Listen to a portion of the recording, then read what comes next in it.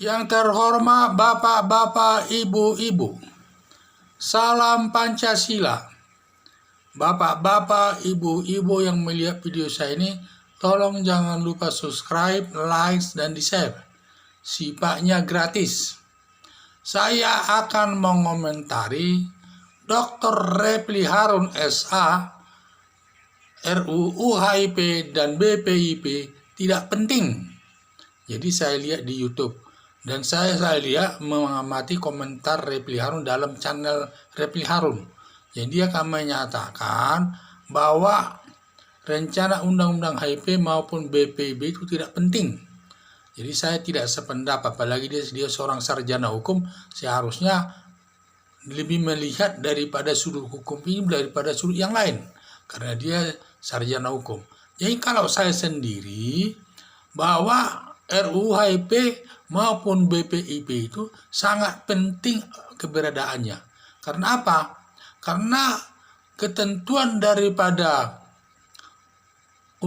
Pancasila yang diatur dalam preambul dan dasar di dalam Undang-Undang Dasar 45 itu kan sifatnya norma dasar, itu hanya landasan-landasan ideologi saja dan tidak bisa digunakan sebagai dasar operasional dalam melaksanakan Pancasila tersebut. Jadi dengan adanya nanti RUU HIP apa namanya BPIP ini sebagai landasan operasional daripada lembaga tersebut untuk menerjemahkan daripada Pancasila itu sesuai dalam kehidupan masyarakat. Sebagaimana kehendak masyarakat, di situ akan dituangkan lagi. Tidak seperti sekarang, hanya sifatnya dia landasan ideologi saja. Jadi tidak bisa diarahkan kemana negara ini diarahkan, dan ke arah mana kita beragama diarahkan sesuai dengan Pancasila yang kita anut sebagai dasar negara. Lah inilah mungkin ya, karena Pancasila itu hanya diatur dalam Undang-Undang Dasar 45 yang sifatnya hanya landasan aja, sebagai landasan pemikiran saja dan sifatnya tidak operasional. Maka saya lihat banyak orang menerjemahkan Pancasila itu sesuai kehendak daripada organisasi tersebut. Seperti saya lihat organisasi Hizbut Tahrir tidak mau mengakui Pancasila. Dia ingin menggantikan Pancasila dengan khilafah. Jadi khilafah itu nanti dijadikan sebagai dasar negara Indonesia itu. Itulah saya lihat, karena dia bebas menafsirkannya. Demikian juga organisasi RUKI yang dipimpin oleh Abu Bakar Basir di Solo. Juga dia tidak mau mengakui Pancasila sebagai dasar negara. Jadi inilah karena kebebasan, karena terlalu bebas dia menafsirkan Pancasila itu.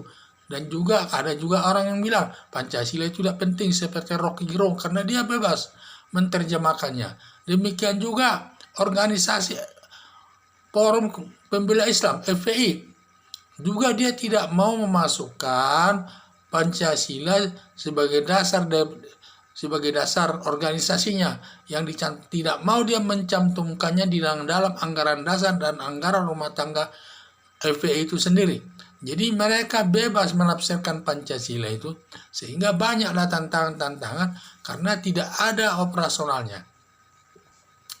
Jadi kalau saya lihat Pancasila ini harus kita tegakkan, karena apapun asalnya dalam menegakkannya itu harus ada undang-undang sebagai operasionalnya. Apakah itu undang-undang rencana undang HIP ataupun dalam bentuk BPIP. Dan inilah nanti lembaga yang mengendalikan daripada pelaksanaan Pancasila itu. Soal nanti siapa yang memimpin BPIP itu terserah masyarakat, terserah pemerintah, bisa dari golongan agama, bisa dari golongan perguruan tinggi, bisa dari golongan partai politik, yaitu tergantung, tidak seharus seperti yang sekarang ini pemimpinnya juga tidak disenangi dan sebagainya. Soal nanti siapa pemimpinnya BPIP itu tergantung nanti presiden yang memilihnya, yang menetapkan yang duduk di sana. Semua bisa, anak bangsa bisa duduk di sana. Apakah dia dari partai politik apakah dia dari tokoh agama, apakah dia dari perguruan tinggi, apakah dia dari partai politik dan lain sebagainya. Jadi semua orang bisa duduk nanti di situ. Tetapi kita harus ada dulu lembaga resminya, yaitu sebagai dasar operasional Pancasila di tengah-tengah masyarakat. Kalau nanti sudah ada lembaga operasionalnya, apakah itu BPIP, ini sama juga mengangkat nama Pancasila dalam ketuhanan, terutama masalah keagamaan. Dengan tidak adanya landasan operasional daripada Pancasila itu, sama juga ini merendahkan nilai-nilai daripada agama itu sendiri. Contohnya, bagaimana sulitnya FPI mencari izin supaya diakui negara, dia sebagai organisasi tidak dikasih. Nah, itu yang perlu kita ketahui.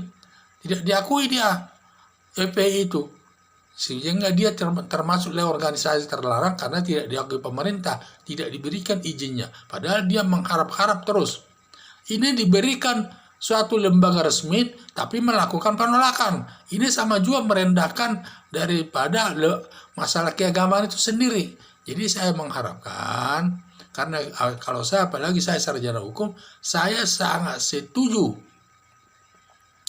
rencana undang-undang HIP ini ataupun BPIP ini dibentuk sebagai landasan operasional daripada pelaksanaan Pancasila tersebut sesuai dengan kehendak masyarakat dan kehendak negara. Sekian dan terima kasih.